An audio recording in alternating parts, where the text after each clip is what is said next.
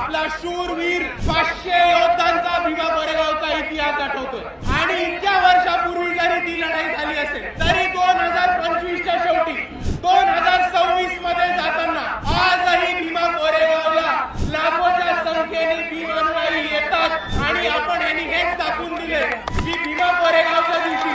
ज्या योद्ध्यांनी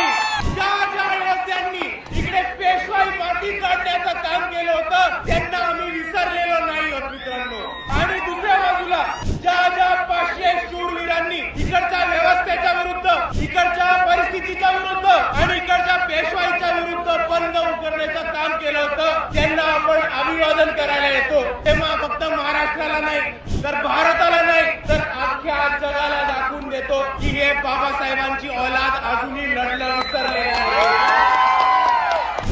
विसरलो नाही होत। 500 लोकांनी तेव्हा वार केला होता आणि मात केला होता पेशवाईचा आणि आजही आपल्या सर्वांना दाखवून द्यायचंय की समोर किती मोठी परिस्थिती असेल, किती मोठी ताकद असेल तरी आज जर इकडे 500 लोक बाबासाहेबांचे अनुयायी जमले तर समोरच्याला कापल्याशिवाय राहणार नाही। ही ताकद आहे